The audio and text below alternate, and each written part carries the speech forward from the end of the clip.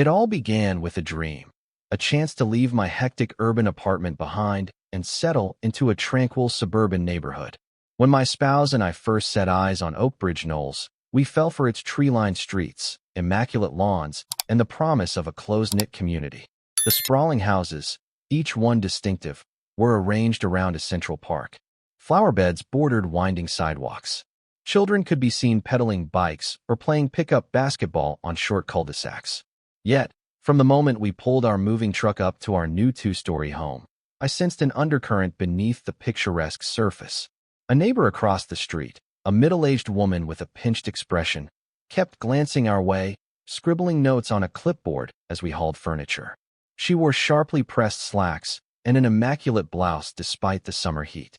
Something about her posture, shoulders squared, chin lifted, a faint scowl on her lips, made me uneasy. Halfway through unpacking, she approached. Clearing her throat, she fixed me with the sort of smile that never quite met her eyes. "Good afternoon.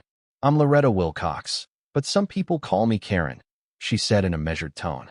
"I'm the vice president of our homeowners association here in Oakbridge Knolls." Her gaze flicked over to my spouse stacking boxes on the lawn. "I understand you're new, so I wanted to give you these." She handed me a thick binder labeled in bold text, "Oakbridge Knolls HOA Regulations." The binder weighed a good 5 pounds. A second folder read, "Neighborhood Amenities Overview." "Thanks," I replied, a polite smile on my face, though my arms were already aching from the move. "We appreciate the welcome." Karen cleared her throat again. "I do hope you'll take our rules seriously. We have a proud tradition of keeping Oakbridge Knolls pristine. Failure to abide by these guidelines can result in fines or other consequences." My spouse and I exchanged looks, but we nodded. "We'll be sure to look through everything," I said, keeping my tone pleasant. Karen lifted an eyebrow. "Yes, I highly recommend it." Then, with a perfunctory nod, she turned sharply and strode back down the sidewalk, meticulously avoiding a stray pebble that had rolled into her path. A slight chill settled over me despite the warm day. Little did I know that Karen would soon embroil me and the entire neighborhood in a controversy that would test my resilience, upend my passion for youth advocacy, and threaten to fracture Oakbridge Knolls' sense of community altogether. Once we'd settled in, I set about exploring Oakbridge Knolls more thoroughly. I was pleasantly surprised to find 2 small youth centers tucked along the outer edge of the neighborhood, near a wooded creek. One was a community sports hall, with an indoor basketball court, ping-pong tables, and a small cafeteria serving healthy snacks. The other was a mentorship hub, which focused on after-school tutoring, arts programs, and career development workshops for teenagers. These facilities were fairly unique for an HOA-managed development. Usually, neighborhoods might have a pool or a tennis court, but seldom entire centers devoted to youth activities. I learned that these centers weren't brand new. They'd existed for years under the guidance of volunteer residents who believed in supporting local children and teens. I took an immediate interest. By profession and by personal calling, I'm deeply involved in national youth advocacy. Over the years, I'd built a reputation, appearing on talk shows, lecturing at universities, and collaborating with nonprofits to champion programs for disadvantaged kids and teens across the country. My role had grown enough that I regularly consulted with both local and national leaders on how to improve youth engagement. Of course, I hadn't advertised that fact to my new neighbors just yet, hoping to keep a low profile at first.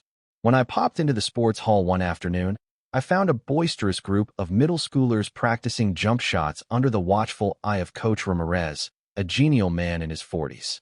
He introduced himself with an easy smile, saying, "We do pickup games here every afternoon.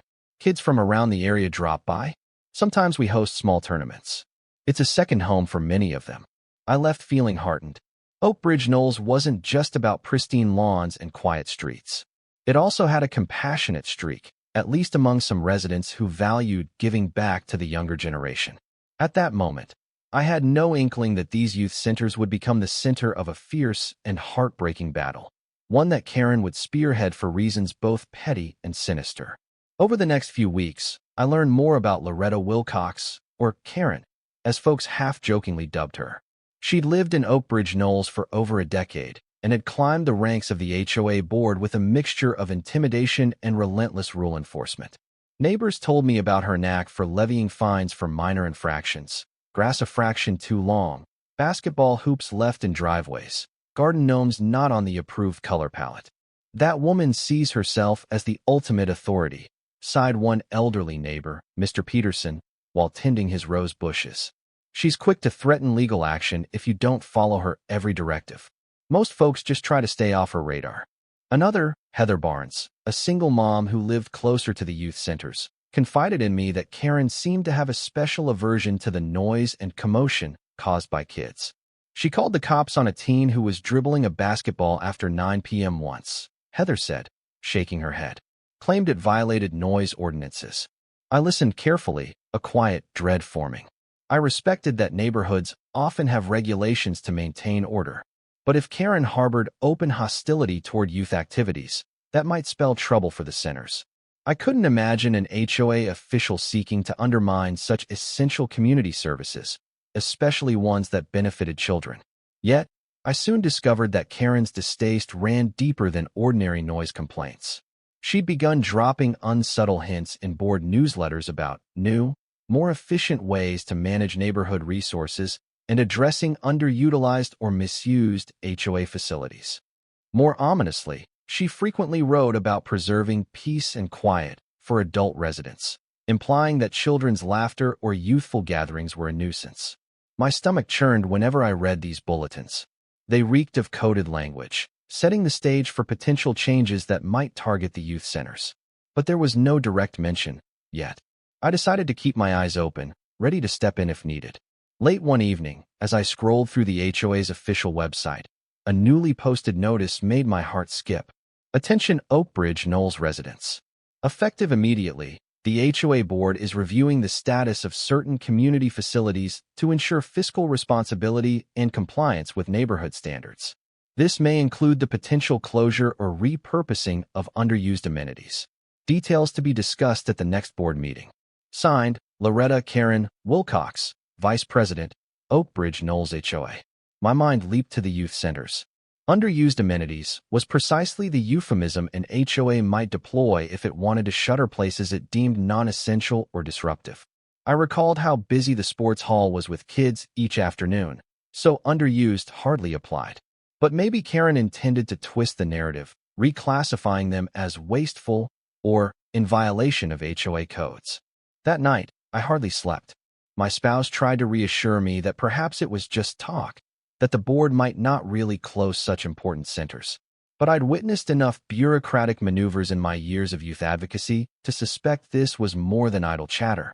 If Karen had her sights set on shutting down the youth facilities, I need to muster every resource, legal, communal, and public relations, to stop her. In the days leading up to the next HOA board meeting, I quietly reached out to neighbors who supported the youth centers. Coach Ramirez was livid at the mere suggestion that the sports hall might close. "These kids depend on it, especially those who come from smaller apartments nearby. It keeps them off the streets and gives them something productive to do." The Mentorship Hub's volunteers echoed his sentiments.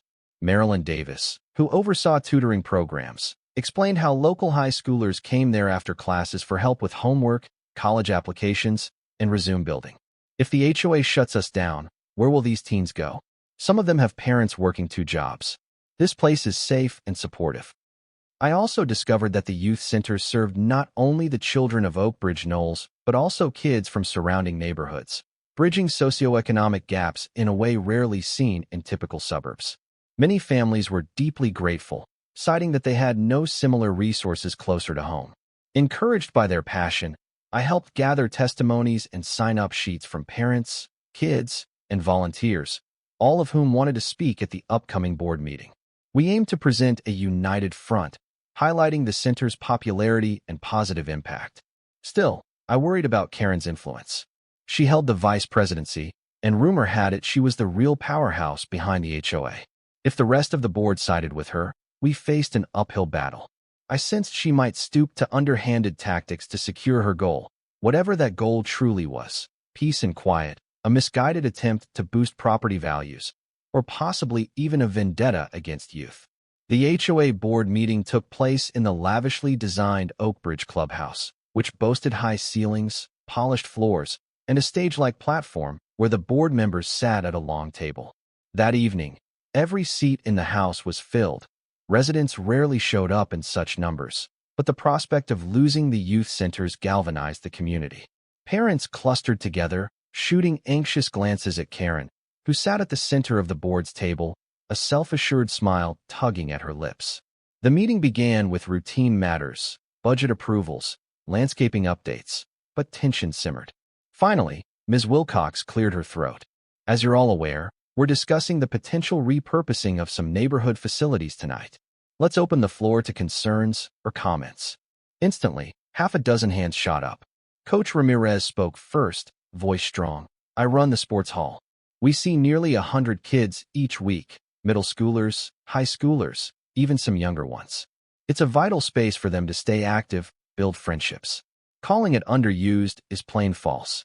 A chorus of agreement rippled through the crowd. Next came Marilyn Davis from the Mentorship Hub. She described success stories. A teen who improved her grades enough to earn a scholarship, a boy who discovered a passion for art and was accepted into a magnet program. These centers don't just serve us. They elevate our entire community. A wave of applause erupted. Karen frowned, tapping a pen on the table. We appreciate your perspective, she said, eyes cold. However, the HOA has received numerous complaints about noise, crowds, litter, and potential liability issues. These buildings require maintenance costs that come from our general fund. Many residents don't use them and resent footing the bill. Shouts of protest rose. One grandmother exclaimed, "My grandchildren come here every summer. We'd gladly pay a few more dollars in HOA fees if it meant keeping these centers open." Others shouted, "Yes, or we never complained." Karen raised a hand for silence. "Please, let's maintain order. The fact remains, the HOA board has the authority to allocate resources. We're considering more adult-friendly amenities that would be beneficial to the majority, like expanding the golf putting green or building a second swimming pool. The youth centers no longer align with our vision for Oakbridge Knolls." Disgust knotted my stomach. Sure, an extra pool might be nice, but was it truly more important than providing safe, productive spaces for kids? I took a steadying breath and rose from my seat, addressing the board. "Excuse me, Ms. Wilcox. I'm new here, but have seen firsthand how essential these youth centers are. They're not just for Oakbridge Knolls. They serve families in the broader community. Tearing them down would be short-sighted and detrimental, both morally and in terms of long-term property values." Karen gave me a thin smile. "And you are?"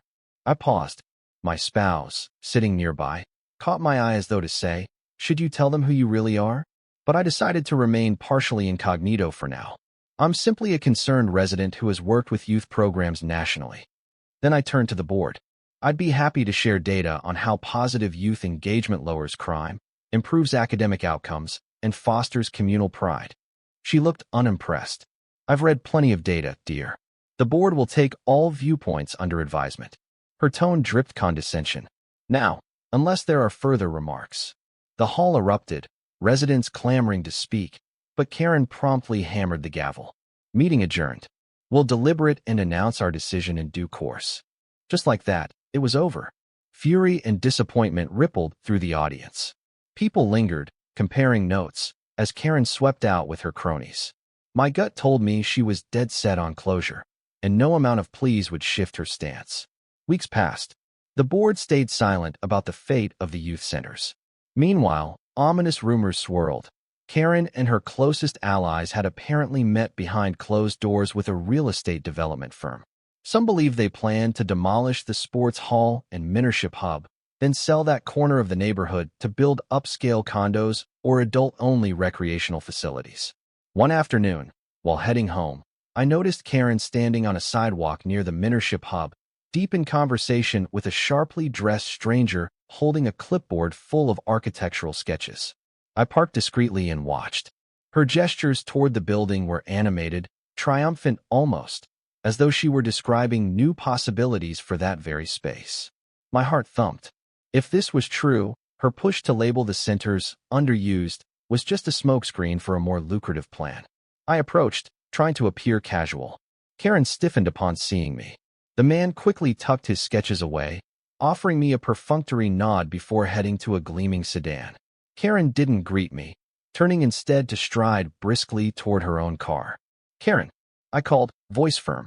"Care to share what you're planning for that building?" She paused, forcing a tight smile. "I'm afraid that's HOA business, confidential at this stage. We wouldn't want to spread misinformation." "Misinformation?" I echoed. "We've all seen how many kids use the mentorship hub. Calling it underused is misleading.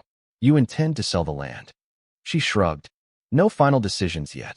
But rest assured, the board is acting in the neighborhood's best interest, unlike certain residents who cling to outdated ideals." Anger flared. "And who decides which ideals are outdated? The families relying on these centers can't just find alternatives overnight." Her eyes flashed. "We each have to adapt, dear. Times change. The board can't keep propping up facilities that don't serve the majority." Without another word, she climbed into her car and drove off, leaving me with a swirl of dread and frustration. It was clear. Karen was forging a path toward closure, no matter the outcry. If the board voted with her, the youth centers might soon be shuttered. The question was, how could we stop her? And who else might stand with us? Realizing the fight extended beyond Oakbridge Knoll's boundaries, I resolved to tap into broader support. After all, these youth centers served families from nearby communities as well. Many of those families had no direct voice at the HOA. Perhaps we could muster public pressure from outside, local media, nonprofits, and even city officials. I began by contacting a journalist acquaintance at the Riverdale Chronicle, the regional newspaper. She was intrigued by the story of an HOA threatening to close thriving youth centers. She interviewed me under condition of partial anonymity, focusing on the plight of families who depended on the centers. Next, I reached out to a local city council member known for championing youth programs. He listened intently, promising to investigate if the centers might qualify for some municipal heritage or philanthropic protection. "They might not be city-owned," he said, "but if they serve the public, we may have leverage." Meanwhile, I enlisted Coach Ramirez, Marilyn Davis, and a few outspoken parents to spread the word on social media. We launched a small campaign tagged #SaveOurCenters, sharing testimonies from kids who'd improved academically or found athletic passions. The posts garnered attention. Dozens of shares grew into hundreds. Within days, local networks began picking up the story, labeling it a David versus Goliath scenario. Families and kids pitted against a powerful HOA official. The angle was compelling. Why would a well-to-do suburb shut down crucial youth facilities? The press knocked on my door, seeking on-camera statements, but I limited my appearances to protect my standing with the HOA, mindful that a direct confrontation might cause the to clamp down faster. Soon, news vans occasionally circled the neighborhood, filming the outside of the sports hall and mentorship hub. I heard rumors that Karen was furious. She hated negative publicity tarnishing Oakbridge Knoll's image. But ironically, the more she complained about media meddling, the more intrigued reporters became. As public attention rose, so did Karen's hostility. Neighbors reported receiving emails from the HOA, reminding them not to speak out of turn or disclose proprietary HOA deliberations to the press. Some families who had joined the #SaveOurCenters movement found petty violation notices on their doors, alleged code infractions like improper yard signage. In truth, the yard sign was a simple placard supporting the youth centers. Coach Ramirez confided in me that the basketball court was suddenly subject to scheduled maintenance checks, forcing them to close sporadically. "It's sabotage," he grumbled. "Karen's goons appear at random, claiming to inspect the floor or the roof, so we can't reliably open for the kids. Attendance is dropping because families never know if we'll be open." The mentorship hub faced similar harassment. Fire department inspectors arrived unannounced, claiming they'd received an anonymous tip about unsafe wiring.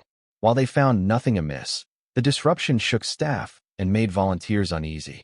Word was, Karen called in these tips, though proving it was difficult. Tension rippled through the community. Some residents, concerned about neighborhood unity, suggested we compromise, maybe scale back the center's hours or limit the number of kids allowed at once. Others insisted we fight tooth and nail. "We can't give an inch," Marilyn Davis said. "Once they weaken these programs, closure is inevitable." In the midst of this turmoil, my national connections beckoned. A colleague from a major youth advocacy foundation reached out, having seen the media coverage, and asked if I needed broader support. My spouse gently encouraged me to reveal my identity as a well-known youth advocate, to rally even bigger resources. You can't hide your background forever, they said. Why not use it to help? I hesitated, fearing that going public might provoke an all-out war with Karen and the HOA, but with closure looming, perhaps that was exactly what we needed. Then, a bombshell dropped. The HOA board announced an emergency vote on the future of the youth centers. A date was set just 2 weeks away. The posted agenda matter-of-factly stated that the board would decide whether to suspend or permanently close the sports hall and mentorship hub for repurposing, citing financial inefficiencies and chronic nuisances. The speed of it was staggering. Usually, big HOA decisions took months. This suggested Karen was pushing for a swift resolution before public outcry could intensify. Families panicked. If the vote passed, the centers might shut down almost immediately. Official letters said so. I scrambled to gather a united front. The hashtag Save Our Centers campaign soared. We drafted a petition, collecting signatures from hundreds of parents, residents, local teachers, and even small business owners who recognized the center's importance. I called the city council member, who expressed outrage but said the city had limited jurisdiction over private HOA property. Still, he promised to speak at the meeting. In a stunning twist, Karen then circulated a personal letter to all HOA members, painting a dire picture of safety hazards, excessive noise, potential legal liabilities from unsupervised minors. She specifically targeted me with subtle barbs. Certain individuals have courted media attention, distorting the facts. Our community must stand firm in protecting our serene quality of life. That day, my mailbox contained an unsigned note scrawled in angry handwriting. Stop stirring trouble or face consequences. Keep your big city politics to yourself. My spouse, alarmed, urged me to contact authorities. I realized Karen's camp was playing dirty. No more time for half measures. The next morning, I reached out to my network of youth advocacy organizations, telling them I was involved in a dire local fight. They mobilized swiftly, offering legal advisors, media outreach, and moral support. I also decided to step forward publicly, revealing my national role to the local press. If Karen wanted a showdown, she'd get one. At a press conference arranged outside the mentorship hub, local reporters gathered as I stepped to a small podium. Coach Ramirez, Marilyn Davis, and a handful of teens stood behind me for support. Good afternoon, I began, nerves thrumming. My name is your name, and I'm a resident of Oakbridge Knolls. Many of you know me simply as a concerned neighbor, but there's more to the story. I'm also a national youth advocate, working with foundations and government agencies to expand opportunities for kids. I've spent years championing programs like the ones we have here in our own backyard. An excited ripple spread through the crowd. Cameras zoomed in, microphones thrust forward. I continued, the proposed closure of these youth centers is unjust and, frankly, cruel. Hundreds of families rely on them. Shutting them down robs children of safe, productive spaces and sets a dangerous precedent, implying that youth are unwelcome in Oakbridge Knolls. My voice grew stronger, fueled by passion. We're calling on the HOA board to postpone their vote and engage in a fair, transparent dialogue with community members. These centers aren't just amenities, they're lifelines for the next generation. Applause erupted among the spectators. Reporters peppered me with questions. Why do you think the HOA wants to close them? Have you spoken directly with Ms. Wilcox? What if they refuse to cooperate? I answered candidly, pointing out the suspicious push for repurposing the land for adult-only amenities. I didn't fling personal attacks at Karen, focusing instead on how misguided such a closure would be. Concluding, I stated, this is not about me or any single official. It's about standing up for our youth who don't have a voice in the HOA. The coverage exploded. Within hours, local TV segments highlighted local national youth advocate fights, HOA's closure of beloved centers, featuring clips of me and interviews with families. My phone buzzed nonstop with messages of encouragement. On social media, hashtag Save Our Centers soared again, buoyed by a new wave of attention. Predictably, Karen was enraged. She responded with a scathing open letter on the HOA's website, dismissing me as an outsider activist stirring chaos. She insisted that true residents of Oakbridge Knolls deserved peace and quiet, not the constant disruptions from non-resident teens. She also claimed the sports hall and mentorship hub were money pits, draining HOA funds. But the backlash from neighbors and the broader community was swift. Many longtime residents wrote back, pointing out that Karen's vision of true residence excluded families with kids and anyone from outside Oakbridge Knolls. They accused her of elitism and ignoring the universal benefits of youth programs. Even some of Karen's usual allies on the board began distancing themselves. Robert Mann, a board member known for siding with Karen on smaller issues, wrote a tepid statement acknowledging the center's importance. It was clear he felt the political winds shifting. Yet Karen doubled down. She posted constant updates on the HOA site, some borderline inflammatory. One read, "It's time to reclaim our neighborhood from those who prefer turning it into a public charity." Another threatened that if the centers weren't shut, HOA fees might skyrocket, a dubious scare tactic to sway anxious residents. As the day of the emergency vote approached, tensions reached a fever pitch. #SaveOurCenters supporters organized a peaceful demonstration around the mentorship hub. Families and kids held signs reading, "Don't evict our future," and HOA, "Hands off our kids." Drone footage of the demonstration aired on the evening news, showing a vibrant crowd far larger than any typical suburban spat. We knew Karen wouldn't relent easily, but with mounting public pressure, we hoped the board would see reason or fear the PR fallout of siding with her.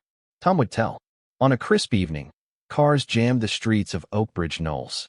Residents, journalists, and supporters from neighboring areas converged at the same lavish clubhouse where the prior meeting had ended in chaos. This time, security guards, hired by the HOA, stood at the entrance, checking IDs and credentials. The tension was palpable. Inside, the board members sat at their table, faces drawn. Karen was front and center, wearing an expression of steely resolve. A hush fell as she cleared her throat. "We will proceed with our vote on the future of the so-called youth centers. But first, brief statements." Coach Ramirez went to the microphone, delivering an emotional appeal about the transformations he'd witnessed among local kids. Then Marilyn Davis described how the mentorship hub's tutoring programs kept teens engaged, boosting graduation rates. A tearful mother recounted how the sports hall helped her shy son make friends. Finally, it was my turn. I walked to the mic, scanning the crowd. Supportive neighbors, anxious parents, local media, and onlookers. Cameras flashed. I spoke about my national experience, emphasizing how local youth facilities often determine whether kids flourish or fall behind. We're not just defending a building. We're protecting hope for these young people's futures. I implore the board to reconsider. There was scattered applause, more subdued this time, given the solemn atmosphere. Then Karen rose, her voice chilly. "We respect everyone's passion, but the facts remain. These facilities cost tens of thousands annually. Many residents don't use them and object to continued funding. We must weigh the greater good. Therefore, I motion for the immediate closure and repurposing of both centers." Murmurs of anger rippled. A second board member supported her motion. Then it came time for the official vote. Heart thudding, I watched each board member declare yes or no. Karen, yes. Robert Mann.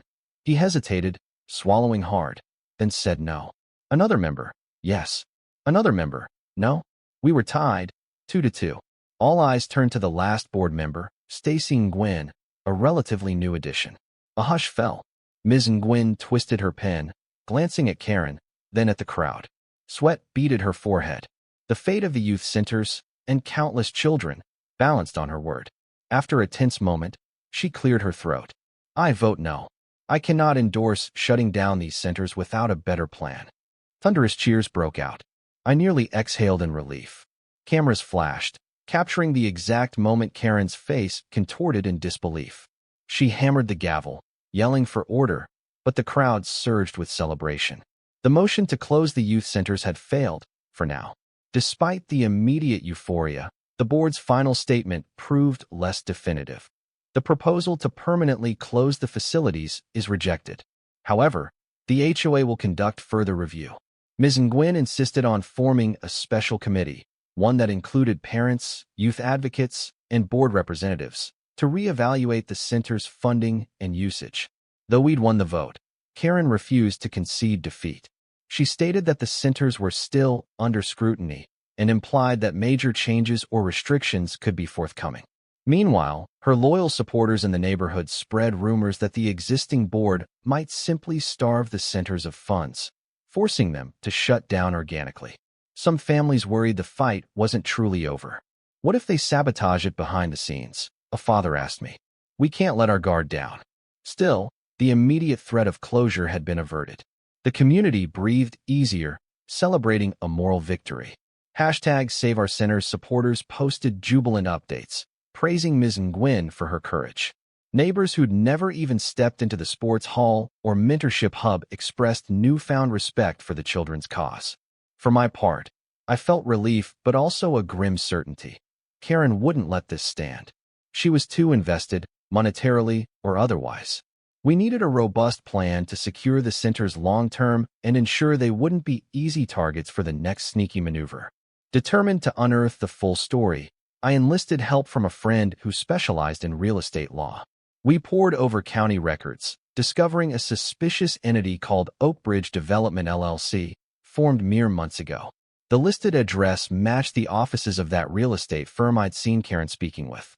The LLC had approached the HOA about acquiring land in the southwestern corner of Oakbridge Knolls, precisely where the two youth centers sat. This was the smoking gun. Karen had financial incentive to push for closure, then sell or lease the property. If Oakbridge Development LLC built condos or adult recreational facilities, the HOA might profit from the deal, and perhaps Karen stood to gain personally. The entire underused facility narrative was a scheme to free up land for a more lucrative project. The revelation made my blood boil. She'd threatened hundreds of families' well-being for profit. With solid evidence in hand, I alerted Ms. Nguyen and Robert Mann. Both were appalled. "This is unethical," Mann said quietly. "She never disclosed any personal stake in that LLC. If that's true, she violated our conflict of interest policies." They agreed to keep the matter under wraps momentarily while they consulted the HOA's legal counsel. If Karen was found in breach of those bylaws, it could lead to her removal from the board. Meanwhile, I prepared to go public if necessary. I had no qualms about exposing her corruption if that's what it took to protect the centers. Sensing that her plan was faltering, Karen launched a final wave of sabotage against the youth centers. The sports hall's electricity was mysteriously cut off one day, forcing the kids to practice in dim, cramped conditions. Later, a notice appeared on the mentorship hub's door, citing facility code violations that demanded immediate repair. The volunteers scrambled to comply, but official inspectors never arrived to confirm these alleged violations. On top of that, a rumor circulated that someone was vandalizing property around the sports hall, spray painting graffiti to make the area look neglected. Neighbors whispered that Karen or her associates might be behind it, hoping to label the site rundown. But no one caught them in the act. Meanwhile, Ms. Nguyen and Mann prepared a formal complaint against Karen. They compiled the real estate documents we'd uncovered, statements from neighbors about suspicious interactions, and the LLC's purchase proposals. Once the complaint was filed, the HOA's legal team would have to investigate. I confronted Karen in the neighborhood park one afternoon, catching her alone by the gazebo. "Stop harassing these centers," I said firmly. "We know about Oakbridge Development LLC. If you keep pushing, you'll face legal repercussions." She whirled around, eyes flashing. "You think you're so righteous, do you? You and your do-gooder facade. You have no proof of wrongdoing on my part." I handed her a copy of the LLC registration. "This looks like proof to me. Even if you're not legally tied to it, the optics are damning. You're trying to profit from displacing children." Her face contorted. "They don't belong here. Oakbridge Knolls is a peaceful, upscale community, not a daycare center for random kids. If I can improve this neighborhood's financial standing and rid us of constant teenage loitering, I will. We'll see who wins in the end." I stared, shocked by her outright hostility. "I never realized how deep your contempt for youth ran. You're hurting real families. These kids deserve more compassion." Karen scoffed. "Compassion doesn't pay the bills." She brushed past me, leaving me shaking with anger and resolve. Enough was enough. If she wanted an all-out war, I was ready to fight on every level: legal, social, and moral. Shortly after, Ms. Nguyen and Mann officially filed their complaint. The HOA board was forced to hold a closed hearing to determine if Karen had violated conflict of interest policies by secretly negotiating with Oakbridge Development LLC. Under HOA bylaws, any board member personally profiting from a community land sale was grounds for immediate removal. When the hearing date arrived, tension was sky-high. A hush fell as Karen took her seat, flanked by her lawyer. Ms. Nguyen and Mann presented the evidence. Emails linking Karen to the LLC, public records showing property surveys done at her behest, and her repeated push to close the youth centers on questionable grounds. At first, Karen's lawyer tried to argue the records were circumstantial, but Ms. Nguyen revealed additional documents, an internal HOA memo sent by Karen, urging swift closure so the redevelopment project could move forward. The memos referenced potential kickbacks for key stakeholders. Gasps rippled through the room. Cornered, Karen lashed out. "This is a smear campaign. I only acted for the community's benefit. There's no official contract. Any talk of a kickback is misread." But it was too late. The board members, previously wary of confronting her, now stared at her in shock. One older member spoke, voice trembling. "This is unacceptable. We can't allow personal profit motives to dictate community policy." A vote was taken. The result? Karen was removed from her position on the HOA board by a clear majority. The hearing ended abruptly, with Karen storming out, cursing at Ms. Nguyen. Her lawyer gathered up paperwork, looking embarrassed.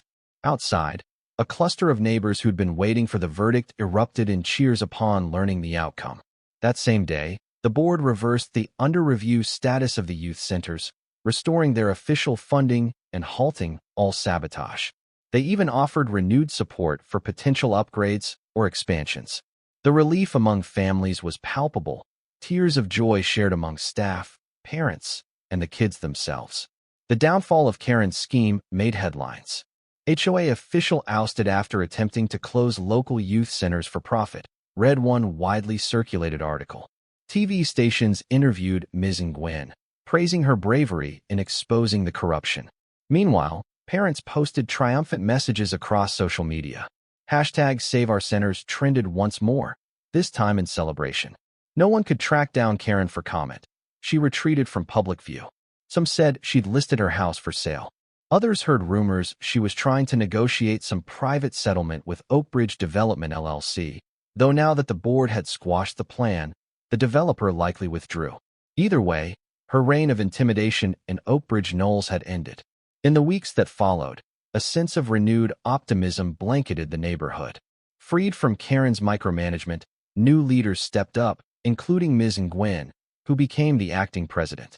She openly thanked me and other advocates for shedding light on the injustice. The board pledged to work with the youth centers to ensure their longevity, possibly seeking grants or private donations for future improvements. And the kids? They poured into the sports hall and mentorship hub with fresh excitement. Attendance soared as the tension lifted. Volunteers felt more secure planning long-term programs. Coach Ramirez talked of adding a boxing corner or expanding the basketball court. Marilyn dreamed of launching a coding workshop. For once, their energies weren't consumed by fending off closure threats. For me, the victory was deeply personal. Yes, I tackled far larger projects in my national advocacy career, but this was my own backyard, my neighbors, my friends. Being at the epicenter of the conflict felt raw, yet the payoff was tangible. Children thriving, a community united, a bully unseated. The final step was a celebratory event, which the newly reformed HOA board announced, an open house at both youth centers, inviting local families, sponsors, and city officials to see the programs in action. They asked if I'd speak, not as an antagonistic figure, but as a supportive neighbor and recognized youth advocate. I agreed wholeheartedly. On a sunny Saturday, the open house bustled. Kids demonstrated their basketball drills, while mentors displayed art projects and technology tutorials. Parents wandered, beaming. The city council members stopped by, praising the spirit of collaboration. Even some local businesses showed interest in sponsoring future expansions. Standing at a small podium in the sports hall, I addressed the crowd, voice resonating with gratitude. We've seen how close we came to losing these resources.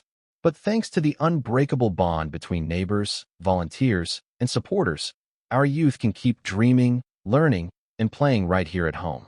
This victory belongs to all of us, and especially to the kids who refuse to give up hope."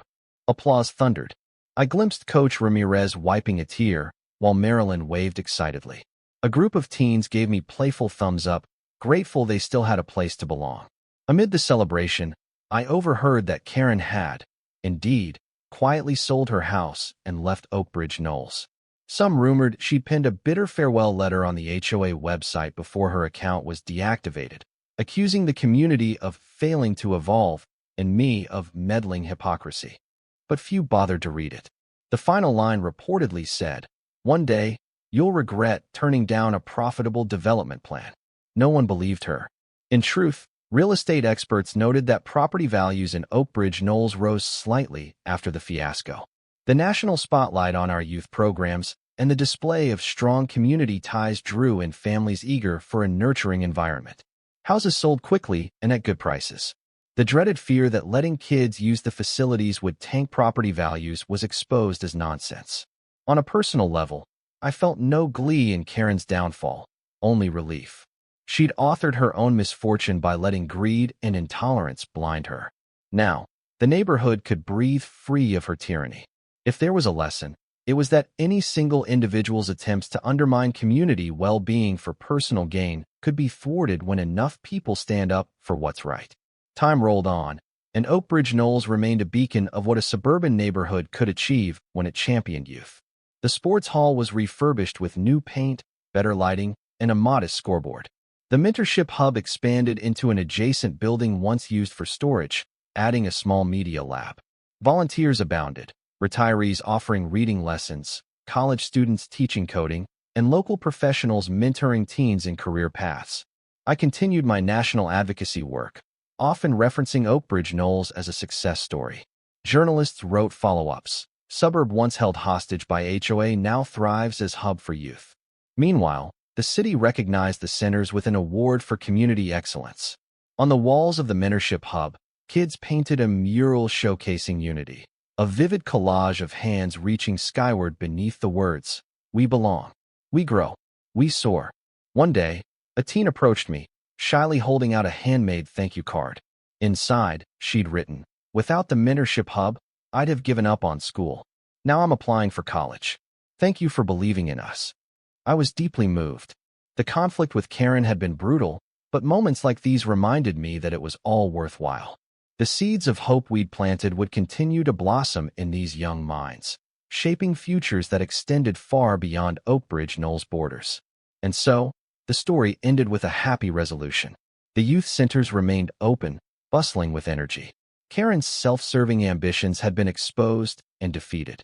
In the aftermath, the neighborhood discovered a renewed sense of solidarity, a testament to how a community, when it rallies around its most vulnerable members, can stand firm against even the most persistent threats. Life in Oakbridge Knolls settled into a calm rhythm again.